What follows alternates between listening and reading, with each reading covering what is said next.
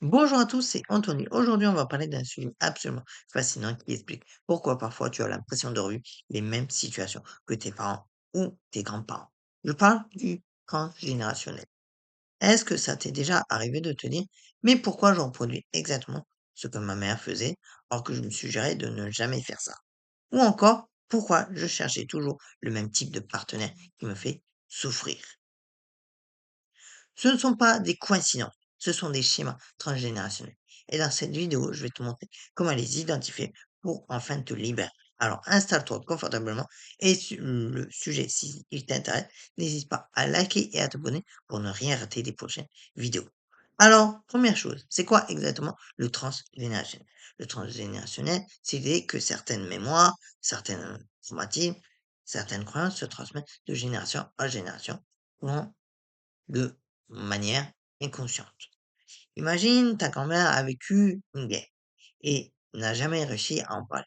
Cette peur, cette insécurité, elle va se transmettre à ta mère qui va développer des comportements de survie sans même avoir vécu la guerre elle-même. Et toi, tu es de cette anxiété, de ce besoin de tout contrôler sans comprendre d'où ça vient. C'est comme si ton arbre généalogique portait des mémoires cachées, des secrets, des non-dits qui influencent ta vie aujourd'hui. Et le tout bien, c'est que les recherches scientifiques, notamment en épigénétique, commencent à prouver que oui, le trauma peut s'inscrire dans notre ADN et se transmettre. Maintenant, comment tu sais que tu es touché par un schéma transgénérationnel? Voici les 5 signes principaux. Premier signe, tu vis exactement les mêmes situations que tes parents ou grands-parents. Par exemple, 3 générations de femmes qui divorcent, toutes autour de 35 ans. Ou plusieurs hommes de la famille qui font faillite. Si tu vois des patterns qui se répètent de génération en génération, pose-toi la question. Est-ce que c'est vraiment le hasard? Deuxième signe hyper puissant, les dates. Tu tombes malade tous les ans à la même période. Tu vis un drame à l'âge exact où tes parents ont vécu quelque chose de traumatisant. J'ai accompagné une personne qui faisait une dépression chaque automne. En creusant, on a découvert que sa grand-mère avait perdu son fils en automne. Son corps se souvenait, même s'il ne connaissait pas l'histoire. Même s'il ne connaissait pas l'histoire. Troisième signe, les non-dits, les secrets. Quand il y a des sujets tabous dans la famille, des histoires qu'on ne raconte jamais, des photos qu'on a cachées, eh bien, ces secrets créent des zones d'ombre énergétiques qui se transmettent. L'enfant caché, la faillite honteuse, le quick qu'on a tu, tout ça continue à agir dans l'invisible.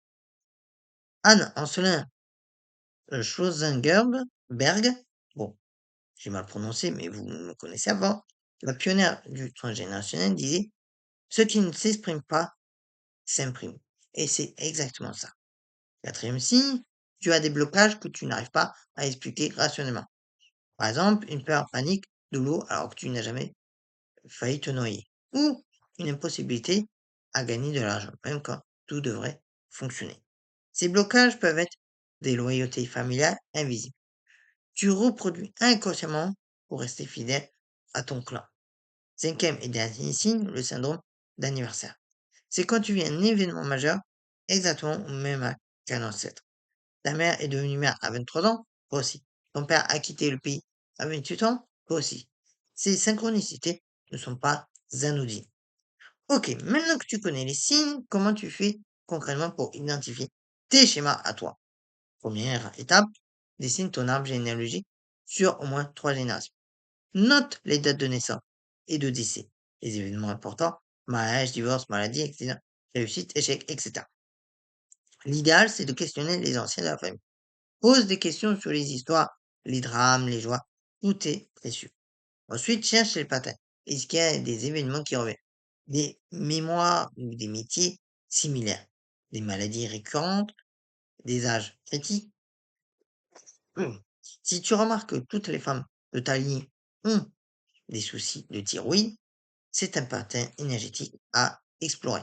La thyroïde, c'est souvent lié à l'expression, à la voix qu'on n'a jamais le droit d'avoir. Troisième étape, faire confiance à ton intuition. Quand tu regardes ton arbre, certaines histoires vont résonner en toi. Tu vas sentir quelque chose dans ton corps, une émotion, une reconnaissance. Utilise la méditation, les tirages de cartes ou même l'écriture intuitive pour te connecter à ces mémoires. Ton inconscient sait. Et enfin, interroge-toi. Quelle histoire familiale je porte sans le savoir? À qui je dois rester fidèle en reproduisant ce schéma? Quelle blessure non guérie traverse ma lignée?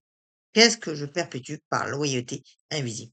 Ces questions peuvent être inconfortables, mais elles sont libératrices. Voilà, maintenant tu as la qui pour commencer à identifier les schémas transgénérationnels qui t'influencent. Rappelle-toi que ce travail est un processus. Tu n'as pas tout à comprendre en une journée. Certains secrets mettent des années à se révéler. Et c'est OK. L'important, c'est que tu prennes conscience que tu n'es pas condamné à répéter et identifier du coup ces schémas. Tu te donnes le pouvoir de les transformer.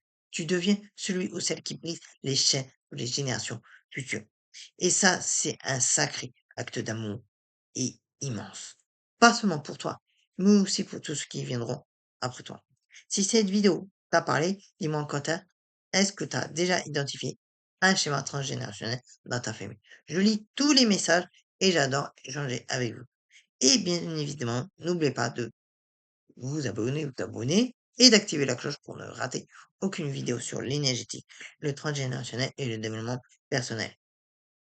Et bien évidemment, prends soin de toi et à très vite pour une nouvelle vidéo. Ciao, ciao.